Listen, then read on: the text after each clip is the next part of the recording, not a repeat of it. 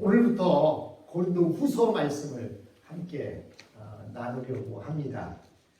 지난 시간까지 모든 말씀을 다 마친 뒤에 다시 이제 고린도 후서로 왔는데요. 이 세상에서 하나님이 주신 최고의 선물 뭘까요? 각자에게 이야기하라면 이런저런 이야기를 하실 수 있겠지만 성경적으로 보면 이 세상에서 하나님이 주신 최고의 선물은 바로 교회입니다. 사도 바울은 교회를 그리스도의 뭐라고 했어요? 몸이다. 또 고린도후서 11장에 보면 신부다 이렇게 말하고 있어요. 그리스도의 신부다. 신부가 뭔지 알죠? 예수님이 신랑이시고 교회가 신부가 되신다라고 이렇게 말씀하셨습니다. 여러분, 결혼식을 하는 신부는 어떠한 경우라도 그보다 더 아름다울 수는 없습니다. 그러나 오늘날 많은 사람들은 교회가 더 이상 아름답지 못하다라고 말하고 있습니다. 왜 그렇습니까? 상당수의 많은 사람들이 현재 자신이 몸담고 있는 교회에서 어려움을 겪고 있는 것 같습니다. 또 어떤 사람은 교회에서 듣는 설교가 은혜스럽지 못하다라고 말하기도 하고, 또 어떤 성도는 교회로부터 깊은 마음의 상처를 받았기 때문에 더 이상 교회에 출석하지 않는다라고 말하기도 합니다. 이 모든 이유는 교회가 정상적이지 못한 상태에 있기 때문에 일어난 일들입니다. 만약 교회가 교회의 본래의 모습을 되찾기만 한다면 얼마든지 다시 이 세상을 아름답고 신선하게 만드는 그리스도의 신부가 될 것입니다. 그래서 사도 바울 선생님은 고린도 후서 4장 7절을 통해서 고린도 후서의 주제를 말씀하시는데, 그것이 뭐냐면 교회는 보화가 담긴 질그릇이다 라고 표현했습니다. 여러분, 질그릇은 평범하고 툭박스러워 보이지만 그곳에 무엇이 담겼느냐에 따라서 가치가 달라집니다. 질그릇에 금이 담겨 있으면 뭐라고 해요? 금단지라고 합니다. 질그릇에 꿀이 담겨져 있으면 뭐라고 해요? 꿀단지라고 합니다. 그런데요, 질그릇에 똥이 담겨 있으면 뭐라고 말하죠? 똥단지라고 하겠죠. 여러분, 질그릇에는 그 그릇이 자체가 무엇이냐가 중요한 것이 아니라 그곳에 무엇을 담고 있느냐가 중요합니다. 그런데 바울 선생님은 고린도서 4장 7절을 통해서 교회를 표현할 때에 보화가 담긴 단지다, 질그릇이다 이렇게 표현했습니다. 즉 금단지라는 거예요.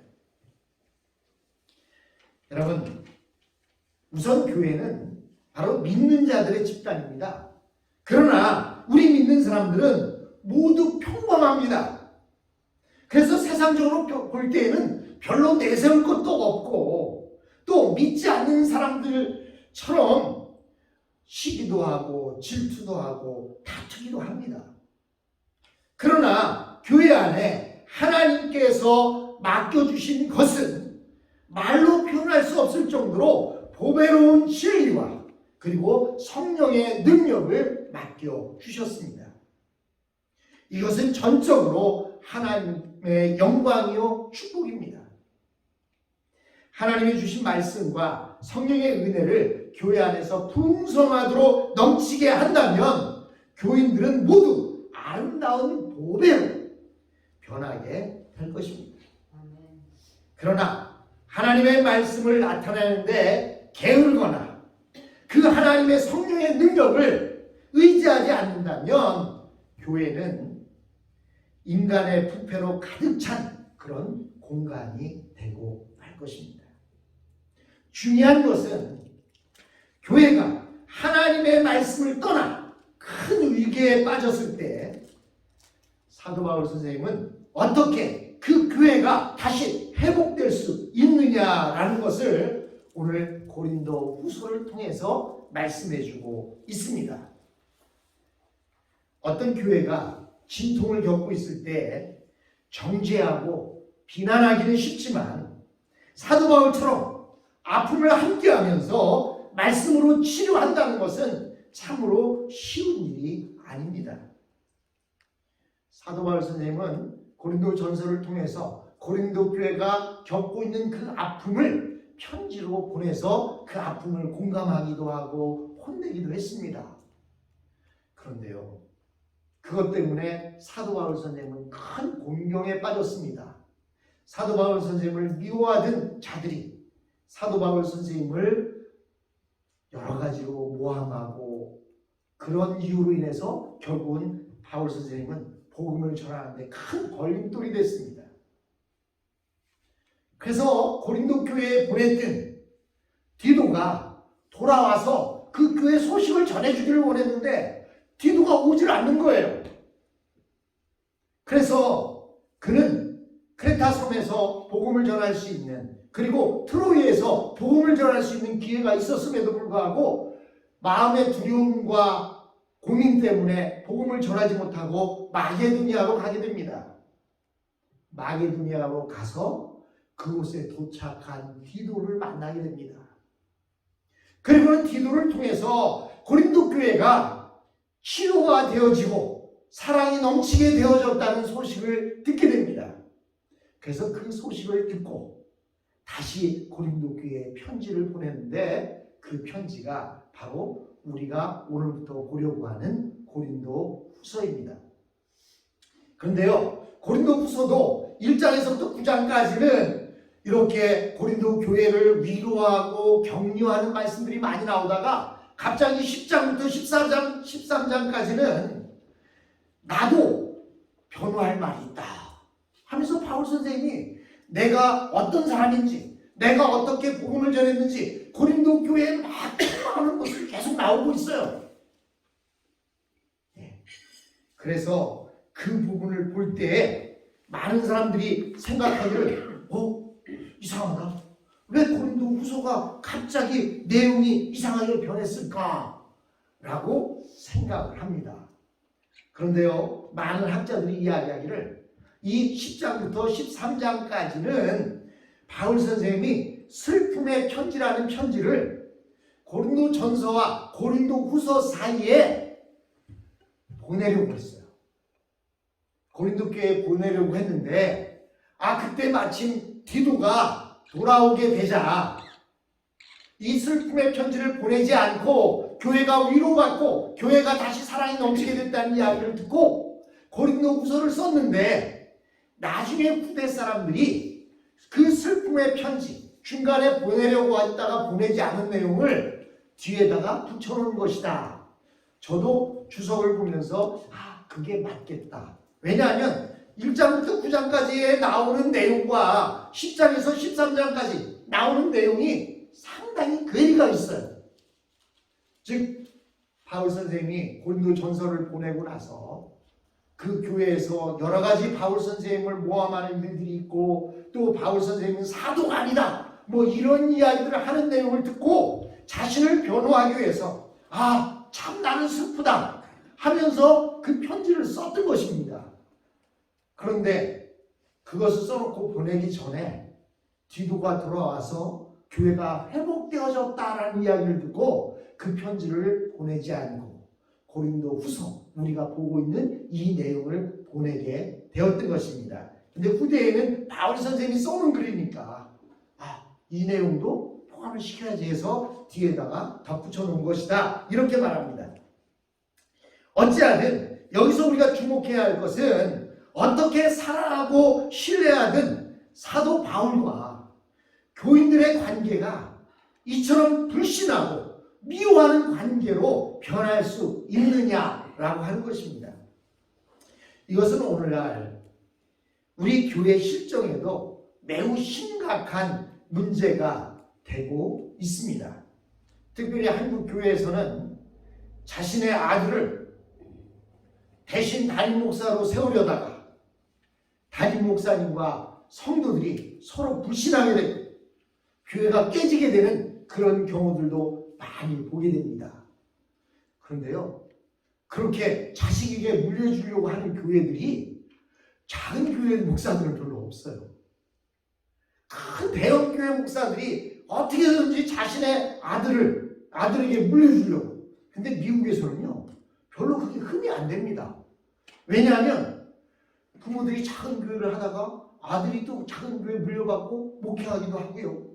또 큰 교회라고 할지라도 성도들이 서로 좋아서 모시자고 해서 모시려고 하기 때문에 문제가 안 됩니다. 근데 한국에서도 그렇게 자식에게 물려줘서 잘된 교회도 있어요. 예, 우리가 잘 알고 있는 목사님 가운데도 그런 분들이 있어요. 그럼에도 불구하고 무엇이 문제냐면 성도들이 원치 않는데 담임 목사가 어거지로 자기 자식을 안 치려고 하다 보니까 문제가 되는 경우들이 있었습니다. 이런 불신의 관계 때문에 결국에는 교회가 깨어지게 되고 또 서론에 말씀드렸듯이 교회가 가기 싫어지게 되고 또 교회 안에서도 목사를 좋아하는 사람과 싫어하는 사람들이 다투기도 하고 또 자석을 사이에 두고 서로 으르렁거리면서 예배를 드립니다. 그게 어떻게 예배가 되겠습니까? 네? 주님은 분명히 말씀하실 때 형제와 다투던 사람이 예배를 드리려면 뭐 먼저 하라고요? 먼저 가서 그 형제와 화해하고 돌아와서 예배 드리라고 하는데 교회 안에서 눈을 부라리면서 예배를 드린다면 하나님이 그 예배를 기뻐 받으시겠습니까? 여러분, 왜 그러면 교회가 이런 분쟁이 일어나고 아픔이 일어나게 됩니까? 가장 중요한 이유는 믿는다고 하면서도 우리 마음속에는 여전히 무서운 죄성을 가지고 있기 때문에 서로에 대해서 너무 완전한 것을 기대한다는 거예요. 물론 우리 어릴 때 한번 생각해 보세요. 제가 초등학교 다닐 때 여러분 한국 화장실 알죠? 초등학교 화장실 여러분들 기억할 겁니다. 정말로 잘못하면 달걀 유신이 나올 것 같은 그런 화장실 아니에요. 근데 남자 화장실은요, 서서 이렇게 소변을 보는 데가 뻥 뚫려 있습니다. 근데요, 저는 초등학교 1학년 때 학교 들어가서 우리 선생님은요, 무슨 아버지가 제일 이 세상에 최고야 했는데 가보니까 아버지가 선생님 앞에서 쭉 절을 하면서 우리 아들 잘 부탁합니다 인사하는 걸 보니까 우리 아버지보다 더 높은 사람이 있네. 그게 누구예요? 선생님은 그래서 화장실도 안 가고 선생님은 잠도 안 주무신 줄 알았어요. 근데 초등학교 2학년 때 소변을 보고 있는데 옆에 누가 딱 와서 키 큰 사람이 옆에 숨겨 보니까 우리 담임 선생님이야. 거기서 제가 얼마나 놀랐는지 몰라요. 선생님도 화장실에 가는구나. 그때는 화장실도 아니죠. 변소라고 했죠. 변소에 가는구나. 여러분, 우리는 죄인들이에요. 죄인들이고 우리는 환자들입니다. 교회는요, 완벽한 사람이 모인 곳이 아니라 죄인이 모여있고 환자가 모여있는 곳입니다. 교회에 와서 죄를 용서받고 교회에 와서 치료받기 위해서 모여있는 거예요. 그런데 많은 사람들이 생각하기를 교회에 다니는 사람은 완벽한 사람으로 생각해요. 그리고 목사는 화장실도 안 가는 사람으로 생각해요. 그러다 보니까 기대가 너무 크다 보니까 그 기대에 대한 실망도 그만큼 커지게 되는 것입니다. 우리는 그리스도 안에서 상대방의 아름답고 좋은 모습을 발견해야 합니다. 물론 그의 부정적인 모습, 그의 안 좋은 모습도 있지요. 그러나 우리가 긍정적인 모습, 좋은 모습을 바라보려고 노력해야 합니다. 제가 종종 예화로 잘 사용하지만 여러분, 사랑을 하게 되면 수두 자국으로 온 얼굴이 얼었다 하잖아요. 근데 그 사람은요, 사랑을 하니까 온 얼굴이 보조개로 가득한 거예요. 여러분, 내가 사랑하면 저 사람이 안 바뀌어도 그 사람이 바뀌어지게 보이게 되는 것입니다. 여러분 사랑하는 사람도 미워지면요 어떤 줄 아십니까? 그의 좋은 점을 하나도 안 보이고 나쁜 것만 보이는 거예요. 여러분 우리 교회 안에서 우리가 그리스도 안에서 해야 할 일은 상대방의 좋은 점, 장점, 또 이왕이면 좋은 것을 이야기해야 합니다. 저를 볼 때 왜 이렇게 흰머리가 많아보다는 아직도 검정머리가 많이 있네요. 이렇게 말씀하셔야 돼요. 흰머리 많다고 무슨 흰머리 많으면 나이가 많아지는 겁니까? 그러면 백인들은 뭐 다 늙었게요? 여러분 좋은 점, 장점들을 볼 수 있게 된다면 그것으로 인하여 우리는 더 사랑할 수 있게 되는 것입니다. 이렇게 우리가 서로를 위로하고 좋은 점을 이야기하게 되면 그 삶을 너무 좋아하게 된 나머지 우리는 그를 통해서 주님을 보게 됩니다. 그러나 너무나 신앙생활에 심취한 나머지 모두가 다 나처럼 온전하고 완전한 사람이 되기를 바라다 보니까 그것 때문에 상처받습니다. 교회에서도 섬기다 보면 실수할 수도 있는데 그 실수한 것을 실수로 받아들이지 않고 그것만 가지고 드러내다 보면 열심히 신앙생활하고 열심히 섬기다가 제일 먼저 나가 떨어지는 그런 경우도 발견하게 됩니다. 두 번째로 교회가 왜 이런 일이 일어나게 되느냐, 그것은 사탄의 농간에 넘어갔기 때문입니다. 사탄은 이간질하는 자라고 성경은 말하고 있습니다. 사탄은요 사람과 사이를 어떻게든지 갈라놓으려고 하는데 특별히 예수 믿는 사람들을 이간질해서 갈라놓으려고 합니다. 그런데요 많은 사람들은 그 이간질에 잘 넘어갑니다. 안 넘어가면 되는데 사실 사람인지라 넘어갈 수밖에 없어요. 여러분 하와가 왜 넘어갔겠어요?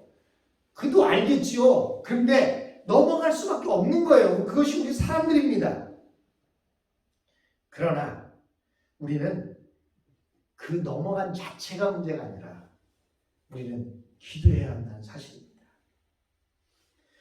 여러분 우리가 변명한다고 해서 해결되어지는 게 아니에요. 해결은 진실은 진리는 때가 되면 드러나게 되어 있습니다. 우리가 마음속으로 정죄하고 이간질할 것이 아니라 기도하는 우리의 모습이 필요합니다. 사도 바울 선생님이 다시 이렇게 고린도 교회에 편지를 쓰게 된 배경은 아까 말씀드린 대로 디도의 활약이 컸습니다. 디도는 고린도 교인들을 만나서 그들이 바울 선생님에 대해서 오해가 있다는 것을 직접 바로잡아 주었습니다. 디도가 그렇게 하지 않았다면 이 편지는 쓰여지지 않고 오직 슬픔의 편지라고 하는 그 편지가 즉 고린도후서 10장부터 13장에 있는 그 편지만 고린도 교회에 보내졌을 것입니다. 여러분 우리 예속담에 보면 중이 제 머리 못 깎는다는 말이 있습니다. 여러분 목회자가 불신의 대상이 되게 되면 사실 목회자가 변명할 수가 없어요. 변명하면 변명하는 것이 또 말거리가 돼서 점점점 더 커지게 되기 때문입니다. 그래서 교회가 시험에 들지 않으려면 항상 교회 안에 복음이 살아있어야 합니다. 하나님의 말씀이 살아있어야 돼요. 교회 안에 하나님의 말씀이 살아있지 않으면 교인들이 성숙될 수가 없습니다. 교인들이 성숙되지 못하면 여러 가지 말에 속아 넘어갈 수밖에 없는 것입니다. 교인들이 성숙할수록 다른 사람들에 대해서 완전한 것을 요구하지 않습니다. 나도 내가 신앙생활 처음 할 때는 그랬어. 나도 이해해. 어쩔 수 없지. 우리는 사람이야. 나도 신앙 좋다는 나도 안 보이는 데서는 내가 무슨 생각을 하는지 그거 알면 너도 깜짝 놀랄걸. 이렇게 이야기할 수 있는 성숙한 그리스도인들이 됩니다. 결국 교회는 왜 문제가 일어나느냐? 교회 안에 말씀이 사라지고 세상 것이 들어오기 때문입니다. 교회 안에 하나님이 어디로 갔는지 뒷전으로 물러가고 세상의 진리, 세상의 진실이라고 말하는 세상 것을 드러내놓고 교회에 와서 자로 재는 듯 줄질을 하기 때문에 문제가 생기는 것입니다. 여러분, 결국 말씀이 부족하여서 모든 교인들이 어린 상태로 있게 되었을 때 서로에 대해서 너무나 쉽게 상처를 받고 서로에 대해서 너무나 쉽게 정죄하게 되는 것입니다. 그러므로 교회의 문제를 치유하는 방법은 무엇입니까? 바로 복음입니다. 사랑하는 성도 여러분, 사도 바울 선생님은 고린도 후서에서 다시 한번 복음을 강조하고 있습니다. 이렇게 하지 않으면 시험에 빠진 교회를 치유할 수 없기 때문입니다. 복음은 교회 안에서 신앙이 아닌 것을 몰아냄으로써 약해진 믿음을 다시 세우고 절대적인 것처럼 보이는 사람의 결점을 작게 만들어서 서로 용납하게 해 주신다는 사실입니다. 사랑하는 성도 여러분, 저와 여러분, 이제 오늘부터 시작해서 고린도 후서 말씀을 통해서 우리 자신들을 복음에 비추어 보고 신앙이 바로 세워지는 귀한 계기가 되었으면 합니다.